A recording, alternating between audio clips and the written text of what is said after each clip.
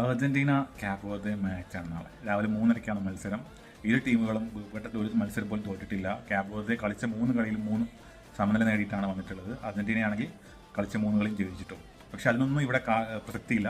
കാര്യം കാബോദെ കളിച്ച് സ്പെയിനും ഉറുഗ്വേയോടൊക്കെ അവർ സമനില നേടിയിട്ടാണ് ഇപ്പോൾ റൗണ്ട് 32 എത്തിയത്. അതുകൊണ്ട് ഒരിക്കലും അവരെ നിസാരക്കാരായിട്ട് കാണാൻ സാധിക്കുകയുമില്ല.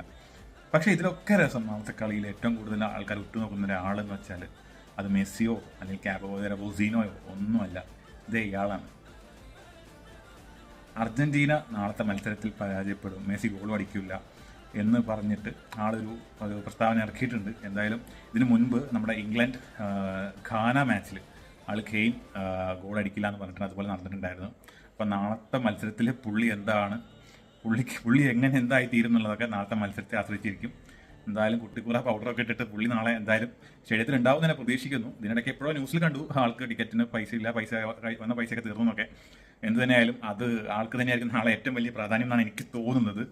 എന്തായാലും മികച്ച മത്സരം തന്നെ ആയിരിക്കും എന്ന് എനിക്ക് തോന്നുന്നു. നല്ലൊരു ഫൈറ്റ് കാണാം. കാരണം കാബോദയുടെ ഡിഫൻസും ഗോളിയും ഗംഭീര പ്രകടനം തന്നെയാണ് ഇതുവരെ കാഴ്ചവെച്ചിട്ടുണ്ടായിരുന്നത്. അതുപോലെ അർജന്റീനയ്ക്ക് മെസ്സി എങ്ങനെ ഇവരെ നേരിടും എന്നുള്ളതാണ് നാളെ കാണാൻ ഏറ്റവും കൂടുതൽ കൗതുകമായിട്ട് തോന്നുന്നത്. എന്തായാലും കാത്തിരുന്ന് കാണാം. നാളത്തെ കളിയുടെ സ്കോർ ബോർഡ് എന്തായിരിക്കും എന്നുള്ളത് നിങ്ങൾ താഴെ നിന്ന് കമന്റ് ചെയ്യും.